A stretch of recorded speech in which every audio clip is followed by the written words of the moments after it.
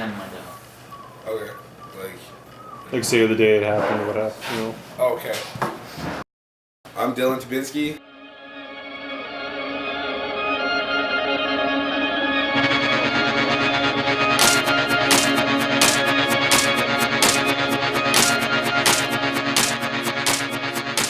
Well, I was born and raised in a Christian home. My parents were heavy believers. When I was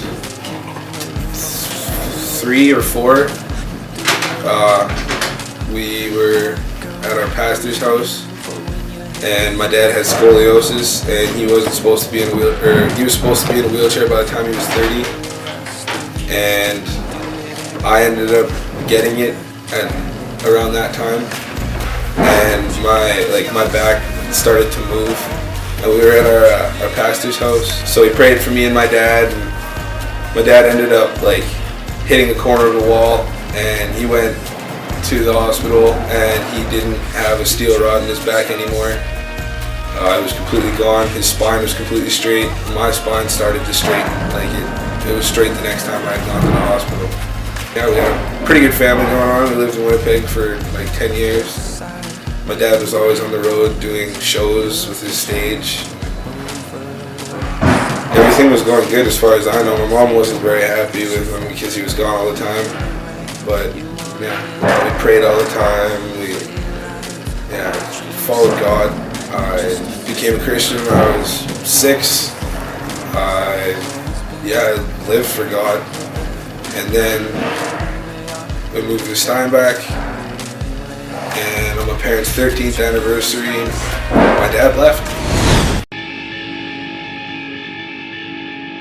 After that, everything started going downhill. Started smoking cigarettes. I was at school one day, and a couple of friends asked me if I wanted to smoke some weed, so I was like, yeah, why not? Just trying to fill that hole in my heart.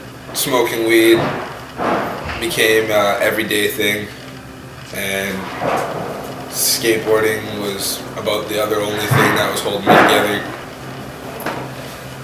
And then, I went to a party one night, and a couple people had ecstasy, and they threw it at me, and they were like, yeah, you want some? I was like, sure, just still trying to fill that hole in my heart.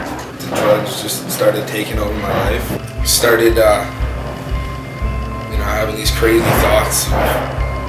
My dad's such a bad person, he doesn't love me and all this kind of stuff, and I didn't talk to my dad for 3 years,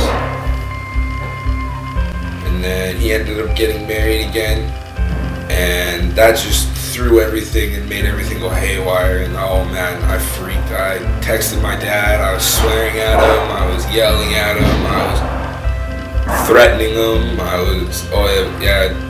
it just got out of hand.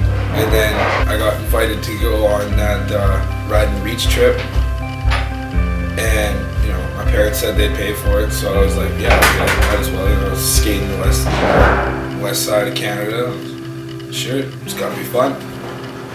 So I went on that, and there was pretty crazy events on that trip. We met this one guy who was just drunk out of his face. And he was just walking around and came up to the car and asked us if we had any money and stuff like that for beer. We were like, no, but we asked him, a bunch of questions. Can we talk to you, And then around the time that he was gonna leave, we asked him if we could pray for him, and we prayed for him. It made us all feel good. And then that trip definitely helped me want to change my life. But then I decided that was the day that I was going to quit everything. And I quit for the rest of the trip, and then we came back to Steinbach, and my friends decided that they wanted to ask me if I wanted to go smoke some weed, and at that point I was totally down for it. So I went.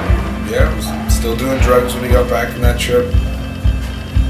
And then I started talking to Kyle Friesen about all this kind of stuff, and how God was he told me how God's amazing, and he does miracles for us, and gets rid of all that pain. And I was like, okay, whatever. And then he told me that he had this vision of me, that's when I decided I wanted to change my life. And ever since then, I go to church every Sunday, I read my Bible, I pray, I talk to Kyle about all this stuff, I talk to other people about this stuff. I like the feeling of the changed life, not being in that stuff anymore. It definitely feels good. It's a lot better filling the holes in your life with Jesus instead of drugs and alcohol, and it's an amazing feeling. I'll take this over drugs any day.